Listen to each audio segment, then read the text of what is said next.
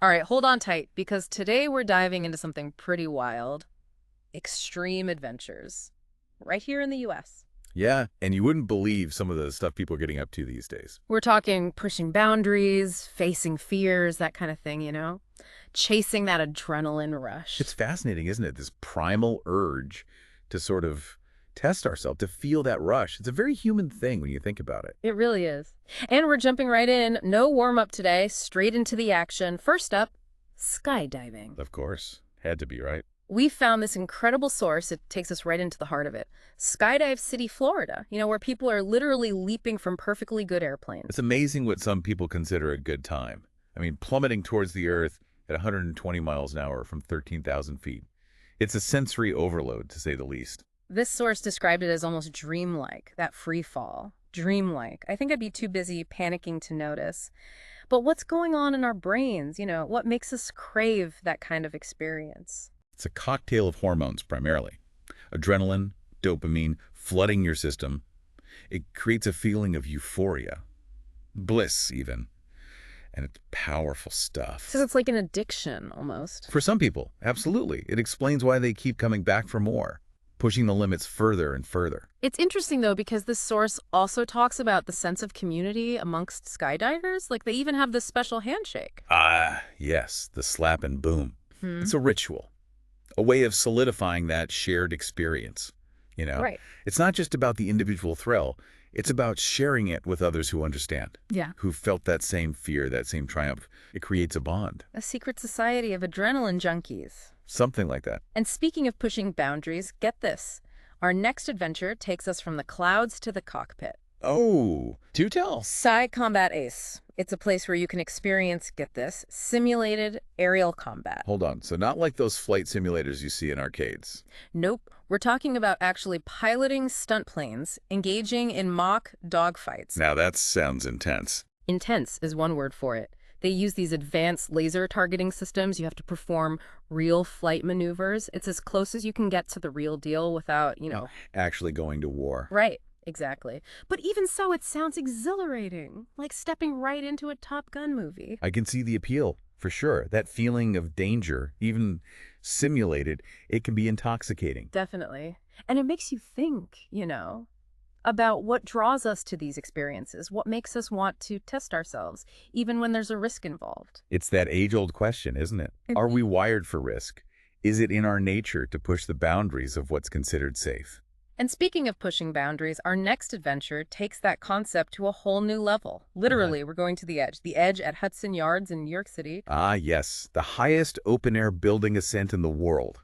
Now that takes guts. 1,200 feet in the air, strapped to the side of a building. I'm getting butterflies just thinking about it. It's a different kind of fear, isn't it? Heights. We're so used to feeling safe and secure in buildings, yet there you are, clinging to the side of one. Like your primal instincts are screaming at you to get down. Exactly. And yet, people are drawn to these experiences. Urban exploration.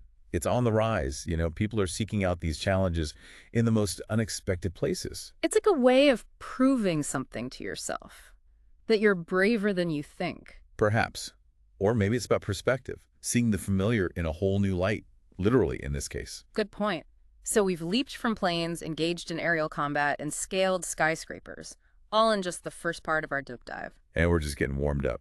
Next up, we're trading in the skyscrapers for something a little more natural. Can't wait. Ready for more heights. Bring it on! After that skyscraper climb, I'm feeling invincible. Oh, this next one is high, all right.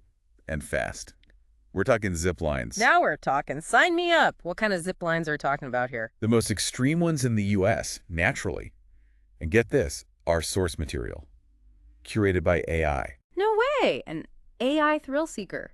That's amazing. What did it dig up? Well, we're starting off strong. The Monster in Puerto Rico. Okay, the name alone has my attention. Imagine. Strapped in, face down, you're flying like Superman for over a mile at speeds over 90 miles an hour. Whoa! Okay, now that's a zip line. The Monster, for sure. I can only imagine that feeling. Rushing through the air like that. The speed is one thing, but the scale of these projects is something else. This source highlighted the Cloud Scraper zipline in Colorado. Dangles you 1,200 feet above the Arkansas River. Talk about a view. Although, I don't know if I could even enjoy it. I'd be too busy Yeah. freaking out. But soaring over canyons, rainforests, glaciers even, up in Alaska, It must be incredible to see the landscape from that perspective. Right, it's a whole different world up there. But speaking of breathtaking views and maybe a touch of fear, our next adventure trades harnesses for ice tools. Ice tools. Okay, now you've got me really intrigued. We're going ice climbing, Estes Park, Colorado. From soaring through the air to scaling a frozen waterfall, we are really hitting all the elements today. I've always wondered about ice climbing. What does it even take to climb a frozen wall like that? Well, for one thing, it's as much a mental game as it is physical. Our source on this one, KMB Science, they're experts in leading these climbs. They stressed how important specialized equipment is. Ice tools, obviously, Yeah. and screws, ropes, the whole 9 yards. But beyond that, you have to know how to read the ice itself. Oh, right. Because it's constantly changing. Exactly. So it requires a lot of focus, a lot of trust in your guide, and nerves of steel, I'd imagine. Sounds like it takes a certain kind of person, turning what could be a terrifying experience into something exciting, even rewarding. All right, for our final adventure today, are you ready to face your fears? After all that, you think I'd be scared. Bring it on. Okay then, get ready to get wet. We're diving into the world of shark encounters. Hold on, sharks. Like swimming with sharks. You got it. One, ocean diving in Hawaii. Okay, I'm not gonna lie, I'm feeling a mix of awe and anxiety just thinking about it. It's definitely an experience, but it's not just about the thrill. One, ocean diving really focuses on education and conservation, emphasizing how important sharks are to the marine ecosystem, dispelling a lot of the common myths. Which is so important. People hear shark and they panic, but they're vital to the ocean. Yeah. Organizations like this, they're crucial. Changing perceptions, Yeah. promoting coexistence. Right. It's not just about having an exhilarating experience. It's almost spiritual, and you're contributing to conservation efforts at the same time. But man, from ziplining through a rainforest to swimming with sharks, we have covered some serious adrenaline rushes today. We have, and it makes you wonder, how do these things even come to be? Who's putting these adventures together? Right. It's a whole other side of it, isn't it? The business of thrills. Exactly. And it's just as fascinating. Ready to learn more? Absolutely. I want to know how they pull it off. So we've experienced, well, vicariously at least, some pretty incredible adventures. Skydiving, ziplining, ice climbing, even swimming with sharks. It really makes you appreciate the diversity of experiences out there, even just here in the U.S. Right. And it makes you wonder, how do these adventures, these experiences, how do they reach a wider audience? What's the story behind the scenes, the business side of it all? One thing our sources pointed to was Undiscovered America TV. Apparently, they're a pretty big deal in the world of adventure travel. Oh, yeah. Tell me more about that. It's a show hosted by this guy, David Downing, who's a big name in the travel industry. And get this, it reaches something like 95% of U.S. households. Wow. Okay, so they're definitely getting the word out, bringing those thrills right into people's living rooms. I can see how that would spark someone's sense of adventure, make them want to get out there and experience it for themselves. Exactly. It speaks to that desire for authenticity. You know, Yeah. something more than just your average vacation. People are craving these real, raw experiences. I get it. It's like you want feel challenged, right? Like you're really alive.